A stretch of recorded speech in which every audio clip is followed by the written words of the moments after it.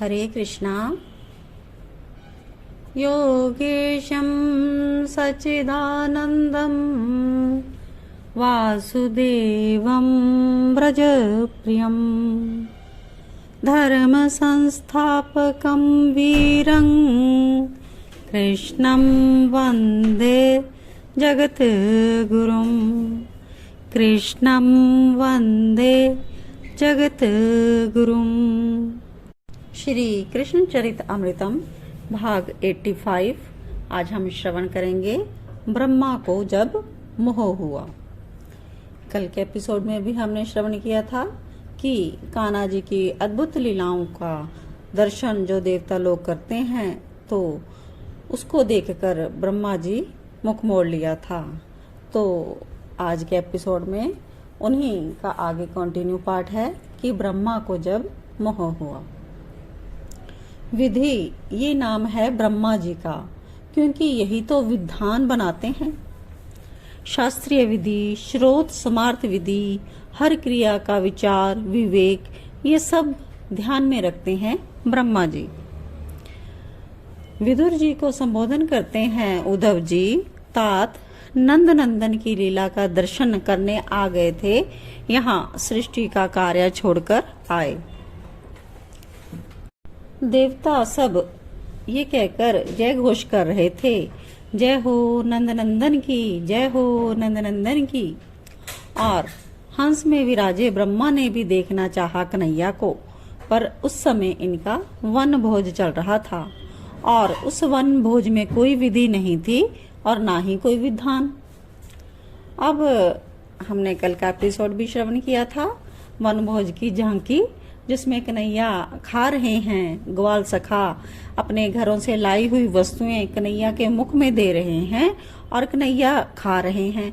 यहाँ तक ब्रह्मा को कोई दिक्कत नहीं थी, लेकिन कन्हैया अपनी जूठन प्रसादी ग्वाल सखाओं को दे रहे हैं या उनके मुख में डाल रहे हैं। पर ब्रह्मा को दिक्कत यहाँ हुई कि ग्वाल बालों ने अपने मुख का जूठा जब कन्हैया को देना आरंभ किया। उद्धव जी कहते हैं कि तात जी, ब्रह्मा कुछ समझ नहीं पा रहे, ये स्वयं कर्म में लिप्त हैं। सृष्टि का कार्य कर्म बंधन ही तो है, रजोगुण के बिना सृष्टि कैसे होगी।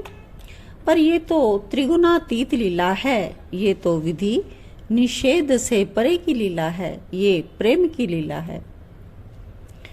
विदुर जी को संबोधित करते हैं, तात जब तक आप ईश्वर से विमुख हो आपको विधि निषेध की आवश्यकता है, पर जो ईश्वर के सदैव सन्मुख है, जिसका मन बुद्धि चित्त ईश्वर में ही समा गया हो, उसे क्यों पड़ी है विधि या निषेध की।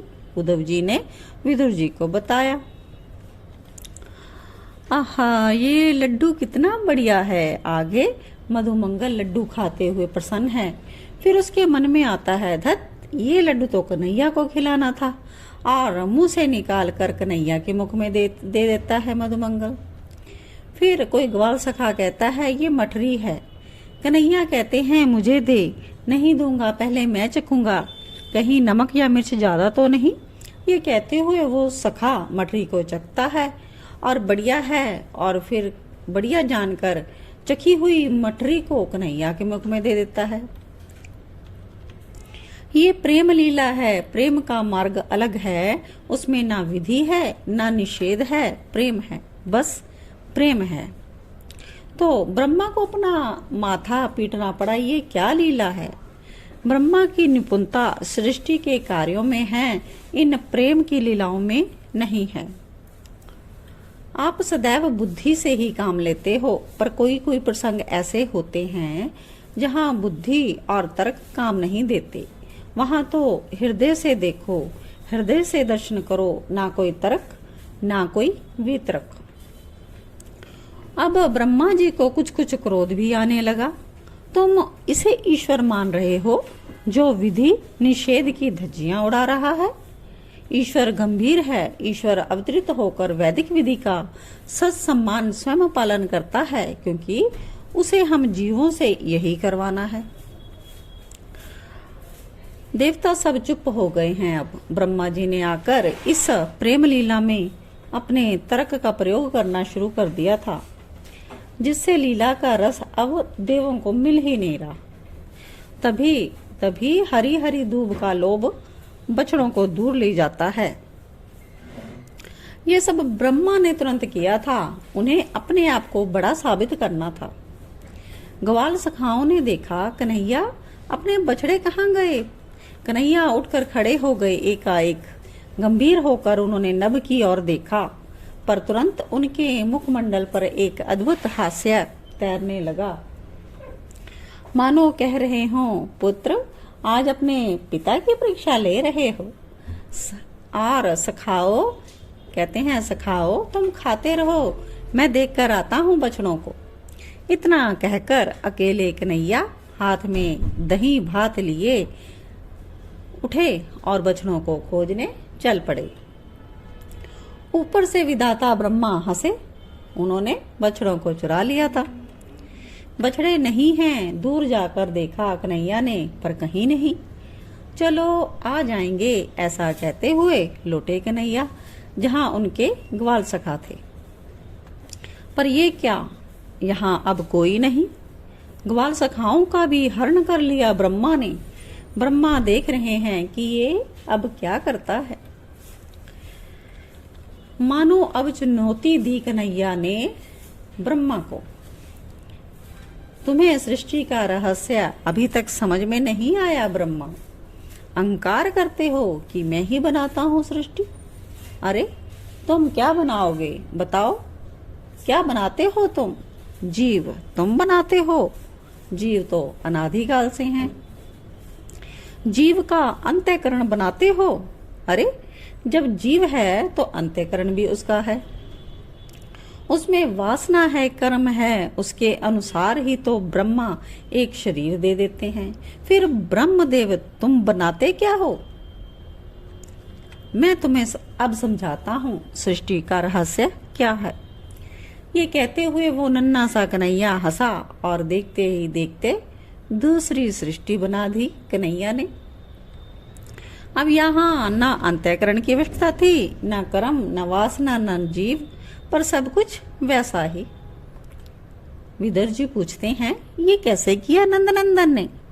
उद्धव उत्तर देते हैं, ये नंद नंदन है, सृष्टि के मूल में यही हैं। ब्रह्मा विष्णु शंकर ये सब नंद नंदन की सृष्टि के एक हिस्सा हैं। स्वयं बन गए तात नंद नंदन, स्वयं बन गए बछड़े, बन गए बछिया, बन गए ग्वाल बाल, सब बन गए हमारे कृष्ण। ब्रह्मा को सृष्टि का कार्य स्मरण हो आया था, तो वो तो हंस में अपने हंस जो उनका विमान है उसमें बैठकर चले गए थे अपने ब्रह्मलोक में। यहाँ लीला चल रही है। 1 वर्ष तक कन्हैया ही बने हैं सब। क्या क्या? ग्वाल बाल, बछड़े बछड़िया, सब कुछ कन्हैया ने रूप धारण किया है। क्योंकि ब्रह्मा का एक क्षण, ब्रह्मलोक का एक क्षण यहाँ पृथ्वी में 1 वर्ष हो जाता है, और 1 वर्ष तक ये लीला चलती रही। अब आज के लिए इतना ही। लीला यहाँ पर अधूरी है और अगले एपिसोड में हम इसको श्रवण करेंगे। जय राधे जया राधे राधे, जय राधे जया श्री राधे, जय कृष्णा जया कृष्णा कृष्णा, जय कृष्णा प्यारो श्री कृष्णा।